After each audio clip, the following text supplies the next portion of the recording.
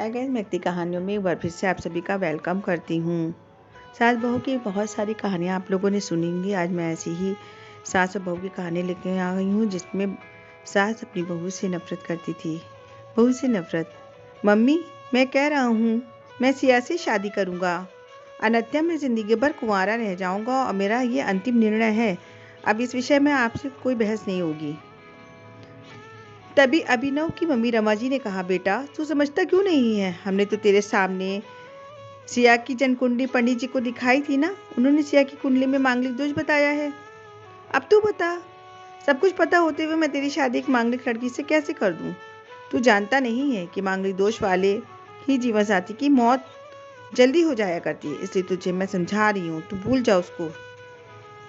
रमा जी ने अभिनव को बहुत समझाया, पर अभिनव का कहना था कि जब मैंने सिया से प्यार किया था तब मैं उसके साथ प्यार करते हुए जन्मकुंडली का मिलान तो नहीं किया था, न ही मैं इस मिलानों को मानता हूँ।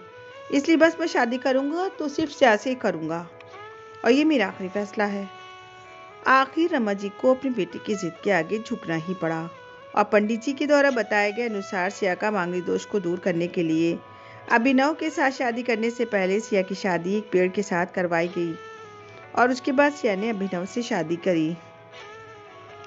सिया दुल्हन बनकर अभिनव के घर आई, पर रमा जी का सिया का मांगलिक दोष अभी भी खटक रहा था और रमा जी उसे दिल से अपना ना पा रही थी।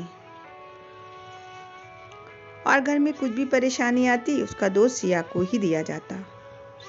लेकिन सिया पढ़ी लिखी संस्कारी लड़की थी और वो अपनी सासू माँ से मिले इन वजहों से अरप्पू को अपने दिल में न लगाती थी और ऐसी ही ससुराल में उसके दिन कट रहे थे। हर बात मुस्कुराकर सह जाती। एक दिन अभिनव ऑफिस से जल्दी घर आ जाता है।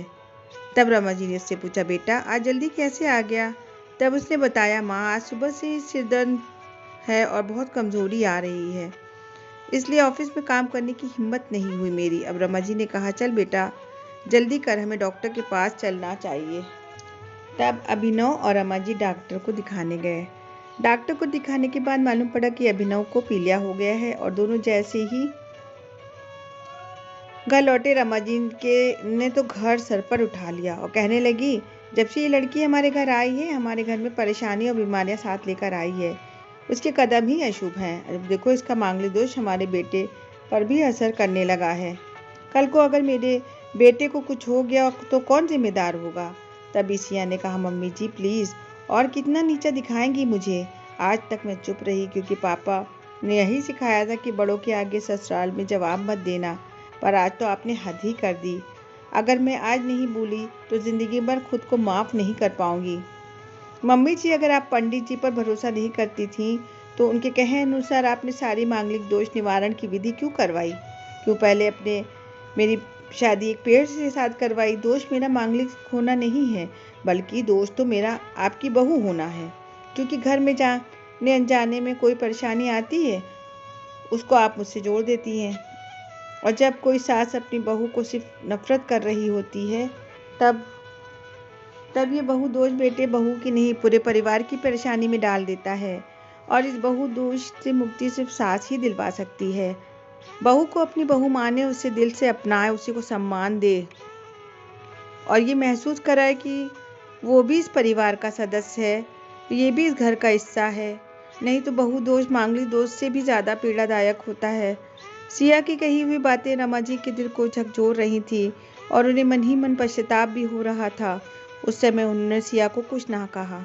थोड़े दिन के बाद अभिनव बिल्कुल ठीक हो गया और ऑफिस जाने लगा और 1 महीने के बाद अभिनव की सैलरी भी बढ़ गई। उसने जाकर उसका श्रेय सिया को ही दिया तो रमा जी बोली, ये सही है बेटा, तू तो सारा श्रेय बहू को ही देगा।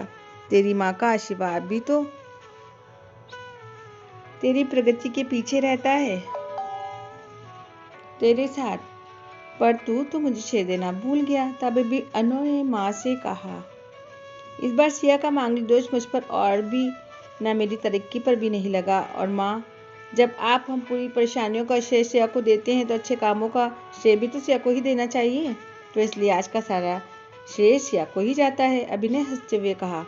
तब सिया बोली, अभिनय तो क्या तुम भी मुझे ऐसा समझते हो? तब अभिनव ने कहा, नहीं सिया, बिल्कुल नहीं। बल्कि मैं तो माँ को ये समझाना चाह रहा था कि सुख दुख हमारे जीवन का हिस्सा है और कभी जीवन में खुशियाँ आती हैं तो कभी गम भी आते हैं। इसके लिए हमें परिवार के सदस्य या अपनी बहू को दोष देना उचित नहीं है। तभी रमा जी बोली, बेटा सही कह रहा है तू, और तेरी तरक्की ही बहुत है मुझे इस झूठे दोषों से बाहर निकालने के लिए। आज मैं ये कसम लेती हूँ कि आज के बाद मैं सिया को किसी भी बात का दोष नहीं दूंगी। ये सुनकर सिया बहुत खुश होती है क्योंकि आज उसकी सास ने मांगलिक दोष के साथ साथ बहु दोष से भी मुक्ति दे दी थी। आपको हमारी कहानी कैसी लगी कमेंट सेक्शन में लिखकर अपनी राय ज़रूर दें, और अगर अभी तक आपने मेरे चैनल को सब्सक्राइब नहीं किया तो प्लीज़ मेरे चैनल को भी सब्सक्राइब कर लीजिए।